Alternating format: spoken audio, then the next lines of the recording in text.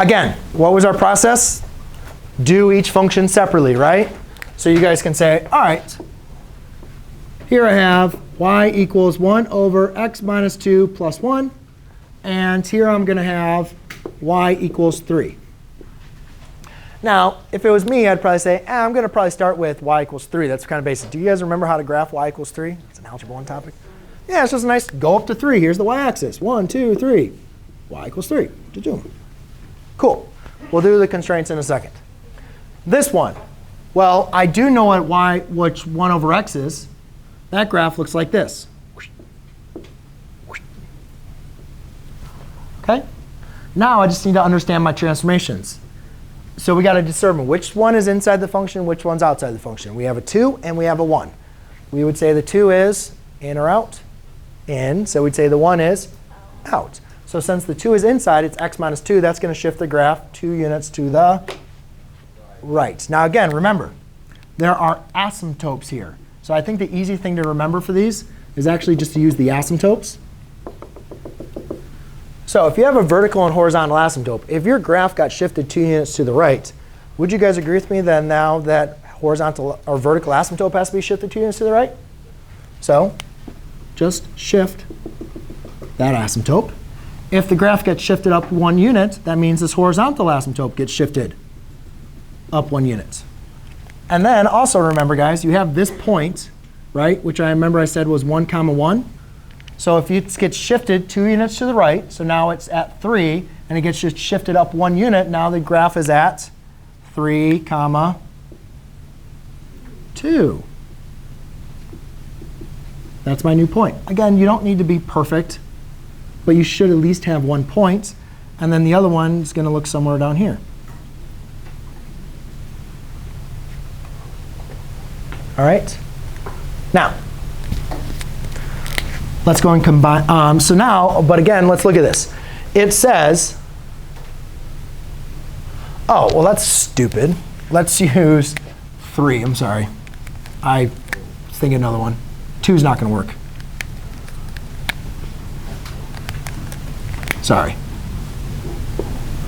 OK, so this graph says, graph it for all values of x except for 3. Well, crap, that's where we know that 1 point is, right? So that means that needs to be a whole. It can't equal 3. It can equal all other numbers. It can't equal 3. So then we go over to here. It says only graph y equals 3 for the value of 3. So what we do now is we go over to 3. 1, 2, 3.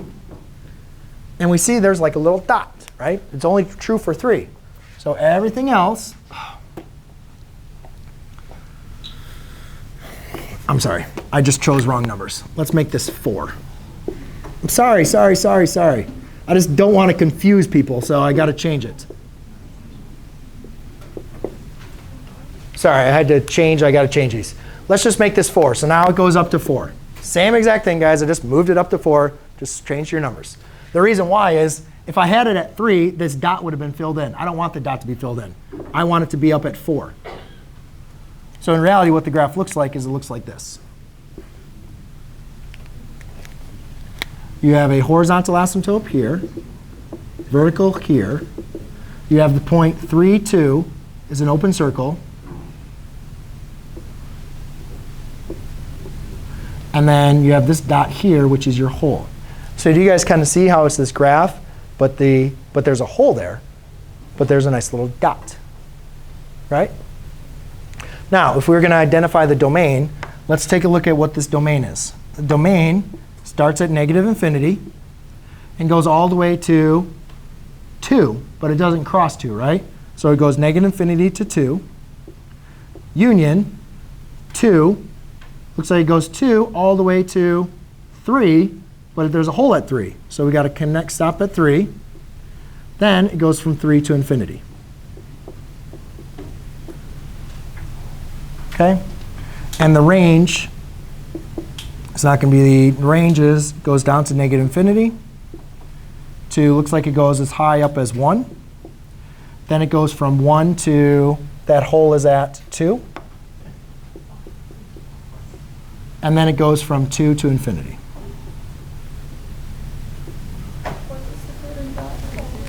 The dot represents this function.